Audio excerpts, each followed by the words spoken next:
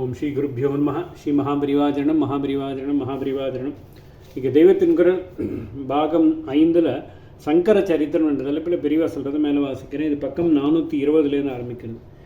ஆனால் இன்னொரு பாதி விநாசாயச துஷ்கிருதம் என்று தப்பு பண்ணுவர்களை அழிப்பதை சொன்னாரே, அதிலே தான் பரமாத்மாவுக்கே கிருஷ்ணாவதாரத்தில் சொன்ன வாக்குப்படி பண்ணுவது என்பது ப்ராப்ளமாகிவிட்டது. அந்த அவதாரத்திலேயும் அதற்கு முன்னேயும் தப்பு பண்ணுவர்கள் அசுரர்கள், ராட்சசர்கள், சில துஷ்ட ராஜாக்கள், அவர்களைச் சேர்ந்தவர்கள் என்று குறிப்பாக சில கோஷ்டிகளாக இருந்தன. பொதுவான ஜனசமூகத்திலிருந்து பிரித்து அவர்களை ஐசோலேட் பண்ண முடிந்தது. அப்படி பண்ணி அந்த பூர்வ அவதாரங்கள் தப்பு பண்ணியவர்களை சம்ஹாரம் செய்தன. விநாசாயச துஷ்கிருதம் என்று சொன்னபடி செய்ய முடிந்தது. ஆனால் இப்பொழுது ஆச்சாரியால் காலத்தில் எப்படி இருந்தது? அசுரர், ராட்சசர் என்று எவரும் வெளிப்பட தெரியவில்லை. கம்சன், ஜராசந்தன், காலநேமி போன்ற அசுரர் மாதிரியே நன்றாக தெரிந்தவர்களும் இப்பொழுது இல்லை. துரியோதனன் பரிவாரம் போல மனுஷர் மாதிரியே நன்றாக இருந்து கொண்டு, ஆனால் அசுரத்தனமாக இருந்தவர்கள் கிருஷ்ணர் காலத்தை விட ரொம்ப நிறைய பரவிவிட்டார்கள். அதோடு கூட துரியோதன பட்டாளம் வெளிப்படவே கொடூரமாக நடந்து கொண்டது போல இல்லாமல், வெளியிலே பார்த்தால் நல்லது மாதிரி இருந்து கொண்டே நல்லதை சொல்லிக்கொண்டும் செய்து கொண்டும் இருக்கிற மாதிரி தோன்றிக்கொண்டே ஏராளமான பேர் அதர்மமாக பண்ணுவது என்பதும் இந்த யுகத்துக்கே ஸ்பெஷலாக சேர்ந்தது. மொத்தத்தில் துஷ்கிருத்துகள் என்ற கீதையில் சொல்லியிருக்கும் கெட்டது செய்கிறவர்களை ஜனசமூகத்திலிருந்து பிரித்து நாசம் செய்துவிட்டு சாதுவான ஜனசமூகத்தை ரட்சிப்பது என்பதற்கு இந்த யுகத்தில் இடமில்லாமல் அபூர்வமான சில சத்துக்களை தவிர ஜனசமூகம் முழுவதுமே அதர்ம பிரவாகத்தில் மூழ்கி தப்பு பண்ணி கொண்டிருந்தது. இந்த நிலையில் விநாசாயச துஷ்கிருதம் என்று செய்வதனால் அத்தனை பேரையும் ஹதம் பண்ணிவிடுவதுதான் என்றுதான் ஆகும்.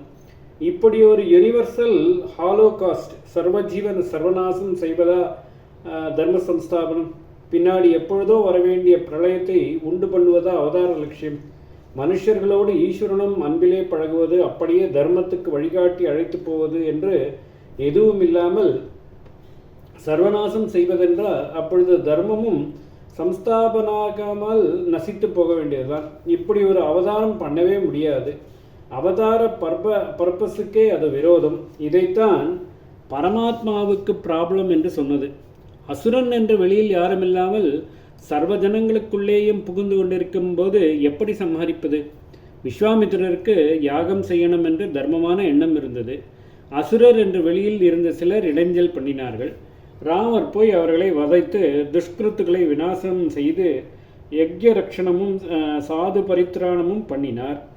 கலியில் விஸ்வாமித்திரர் இருந்தால் அவருடைய மூளைக்குள்ளேயே அசுரன் போய் முதலுக்கே அவருக்கு யாகம் பண்ண தோன்றியிருக்காது.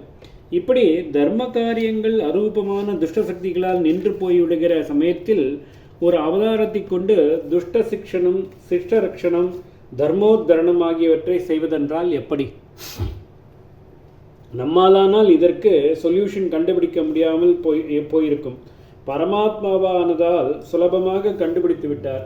கலிகால அவதாரங்களில் துஷ்ட ஜனங்களை சமாளிப்பதில்லை, ஜனங்களுக்குள்ளே புகுந்து கொண்டிருக்கும் துஷ்டத்தனத்தையே சமாளிக்க வேண்டும். இப்படி பண்ணி ஜனங்களை நல்லவர்கள் ஆக்கிவிட வேண்டும். விநாசாயச துஷ்கிருதம், கெட்ட காரியம் செய்பவர்களுடைய அழிவின் பொருட்டு என்பதற்கு ஒரு அமெண்டன் போட்டுவிட்டால் போதும்.